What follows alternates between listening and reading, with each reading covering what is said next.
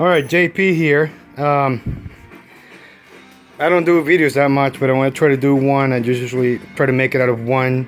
I try to make one video out of something that I can't find help for, so I figured it out and decided to make something or make a quick video to help others out there to do the same thing.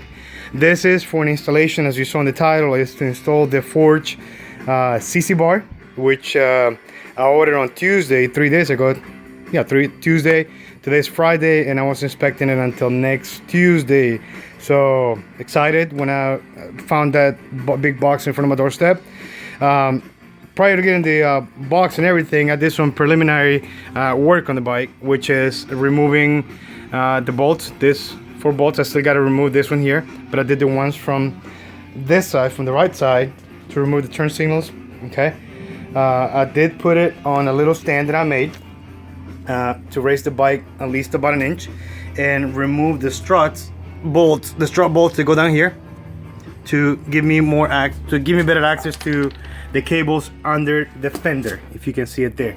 All right, so the fender, the cables go let's see if you can see it here, go in here, and they go along that section there all the way down to the end. You see this hole right here, that is where it gives you access to under the seat compartment. So obviously you had to remove the seat. Okay, and what I also did, I took a picture to figure out, make sure I don't forget, because I forget very easily, on which connection goes where. This right here is for the right turn signal, this is for the left turn signal, which is brown and white, and this one here without a tag is for the license plate light. Okay, so here we go. Now again, I got the box here. I decided to go ahead and order the one with the pad for my wife to ride with me. Let's put it out here so we can see it. Hopefully I don't drop it. Yep. Now let's just hold it here. I don't want to put scratches or anything like that. It looks really nice. Just move this one here. It's very nice finish on it. This feels very thick and steady. Okay, so the pad looks very nice. Yeah, where the stitchings are and things like that. So it's really nicely put together. And actually, by the looks of this here, there was no even need to take the turn signal cables out. But anyway, I did it anyway, so I can make sure that you just put it through there. If you see the fit and finish, the welding, it's impeccable. It's really nice. It's power coated and a nice glossy finish. It looks really nice. I'm very impressed. I'm glad that I ordered from this guy's here. Even the screws in the back where the pad is connected, I painted black, which I'm very excited about it. So let's see if we can go ahead and connect this here. Like I said, it's only 4 bolts, 2 on each side, that match up with this here. You have 3 bolts on each side. One is for the screw and the actual screw, and the other one is for the cables for the turn signals to go through. All right, so I'm gonna pause this video since I'm the only one here. I don't have anybody else to hold the camera for me, so let's see how it goes. All right, see you guys in a bit. Oh, and ignore the mess in the garage. I haven't had a chance to do my spring cleaning yet. Everything has just been dumped in here, so I'll see you guys in a bit. All right, just a heads up. Went ahead and kind of like loosen up this bolt here. Okay, and I will put this one back just to hold it in place. And I just realized that we need to move the deflectors here, so we're gonna go ahead and move the deflectors to make sure that the seat feels there nice and snug. So we'll go ahead and do that. So if you guys give me a minute, we'll see you in a bit. All right, what I did here, I had to remove the deflectors. I gotta get some glue remover to get that off. But what I did, basically, I used the holes in the back.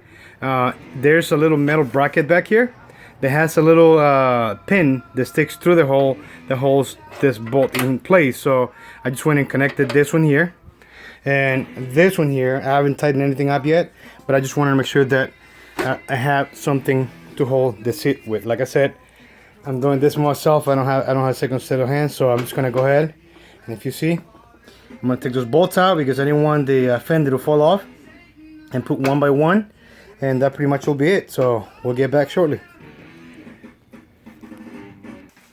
All right, I was able to get the markers off. I used a little bit of this with a little microfiber cloth, and one thing about it is you gotta be patient. You don't want to be rubbing it off way too hard.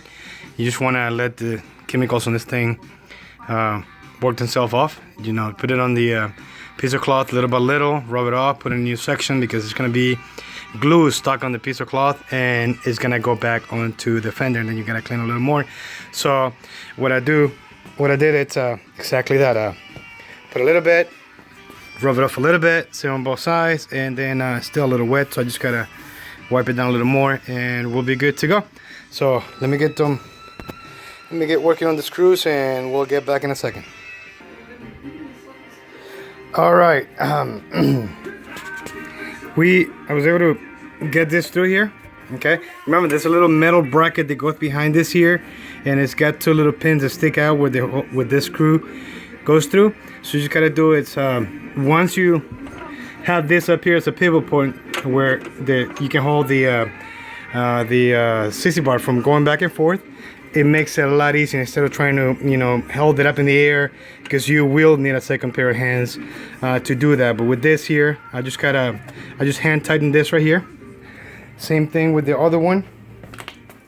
I just hand tighten this one here, and now I'm gonna go and put the turn signals back on, and we'll be in business. So, and that's more or less what the sissy bar is gonna look like. That's sexy right there. So I'm gonna go ahead and do that, and put the turn signals on there, put the bolts for the struts up back on, and I'll see you guys back in a bit with the finished product.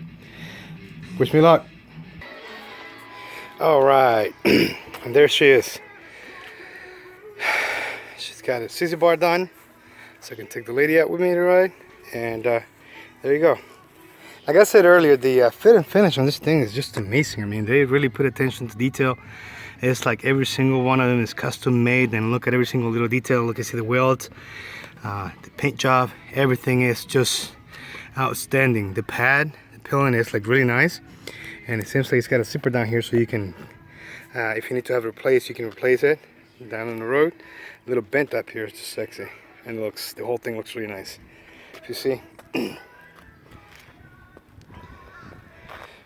I like the looks of it. It looks really nice, and I'm excited. This is one of I think it's one of the last pieces I'm gonna put on this bike, and because I don't think anything else. I was originally planning on changing the mini A's, but they fit just perfect on me, so I'm not that tall, so it should be fine. I already had the 4 controls on it, the stage 1 intake, rising highs pipes with the FP3 on it. If you guys are looking to do that combination, I would strongly recommend you to get a fuel management system. It makes a huge of a difference on the performance, fuel economy, and the popping on the exhaust. And you don't get any lights coming up on the little dashboard. Okay, and there you go. Here's the Forge sissy bar, and it looks great. So time to take it out for a little ride. And well, I know it wasn't a professional video, but hey, I did my part. Like I said at the beginning, I didn't find any videos related to this installation, so I decided to make one. Hopefully help somebody out. I know I didn't put in every single little detail, everything I did, but I did some of it. So if you have some basic tools, and like I said, it's just 2 bolts.